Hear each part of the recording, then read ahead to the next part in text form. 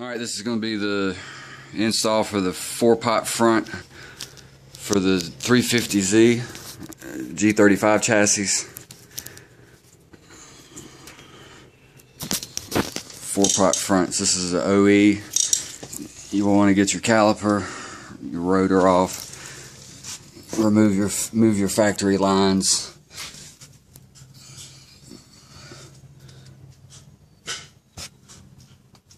Alright, we're going to get all the factory stuff off and then take to the next step. Alright, once you get all your lines off, take the bracket off. All these factory lines are off, calipers off, rotors off. You'll need to trim this dust shield for the 4-pots, and then this hump right here in the casting has to be grounded flat, just like in the picture album with instructions. Alright, once you get the hump grounded, you can see the bracket clears. You also see the dust shield trimmed where you can line up your caliper bolt there. We just took it straight and rounded the corner.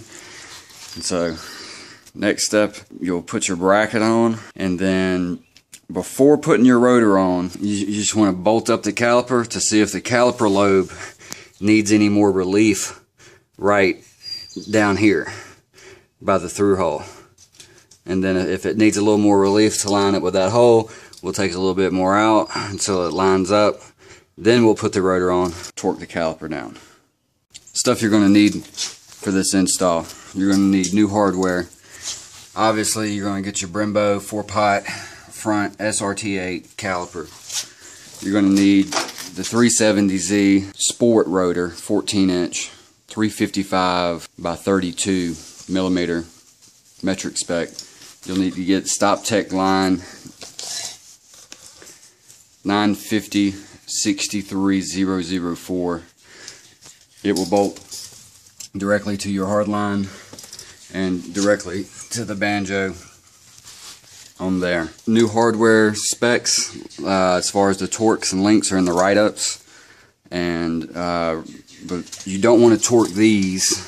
You don't want to torque these down just yet, because you might have to take it back off to relieve some more of this for the caliper. The caliper is going to go to this side right here. So don't torque it. Wait until you get the caliper lined up, has clearance, and then we'll torque. Alright, once you get the caliper on the bracket, you'll see you do it at the top. Let it rotate down. You see that we have enough clearance for the lobe. Yeah, it's okay. Right here.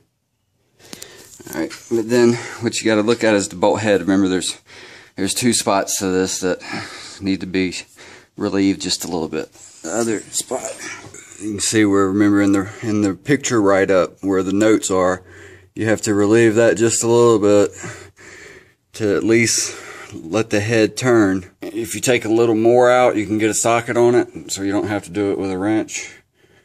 And these bolts do need to be torqued, so I would advise taking enough to get a socket so that you can use your torque wrench to torque it to the correct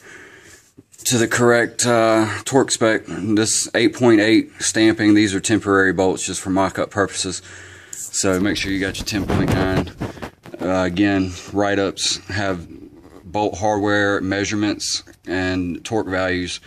So we're going to remove the caliper, take it back off. Now that we got it marked, we know where it needs the relief. We're going to remove the bracket, get it out of the way. We're going to relieve that material right there, and then put the bracket back on. Alright, we've relieved our material back here and got the bracket back on. Remember, not torqued. We're going to check our bolt head clearance. Alright, we took this one back and just kept it smooth with the relief that we took out of the hump, and just kind of rounded it right here. We don't have a sharp corner, but we took it down enough that we're going to try to get a socket on this one. The one in the picture album is minimal relief, and you can only get a wrench on it. But since you're going to have to torque it, you need to get a socket on it. So on this particular install, we took enough off, we're going to get a socket on it.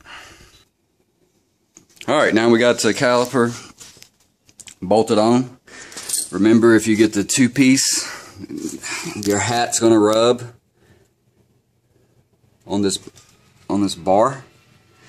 This is a Z1 two-piece, so you'll need to just shave it a little bit there, and then it'll spin just fine. Not shaving this one because these calipers are for sale, and without, you know, if I don't modify them or nothing, somebody from Dodge or Jeep, Chrysler could buy it for their setups or whatever. But it sits in the rotor real good, straight. Sits down low, good pad coverage. You see the pad and rotor right there. There we go.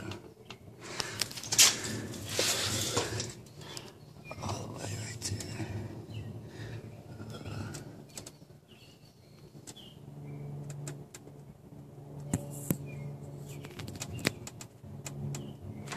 Alright, and then I'll show you on the back side where we got the relief enough to get a socket on that bolt.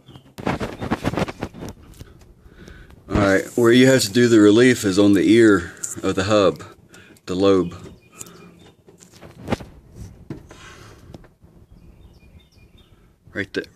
Right there. You just get just enough gap that you can get a socket on it. And this shows you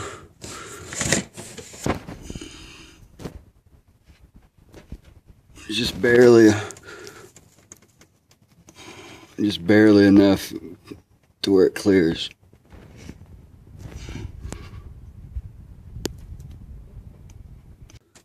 You can see the socket. This barely clears, but it's enough. We can get a torque wrench on it and torque our bolts to spec. Now we hook up our stainless steel lines and move forward. Alright, you're going to take your stop check line 950-63004. We're going to hook the hard line up first right here. So you'll want to take this side and get it connected to your hard line. Then we'll route it.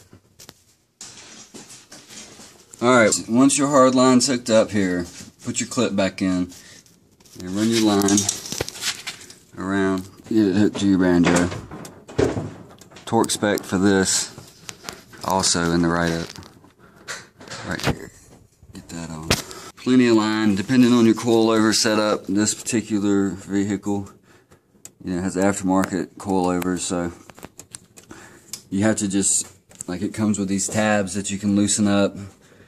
You just route it however you want to route it, depending on your setup.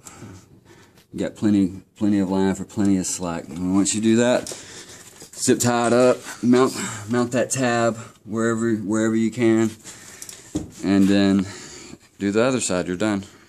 4-pot 350Z.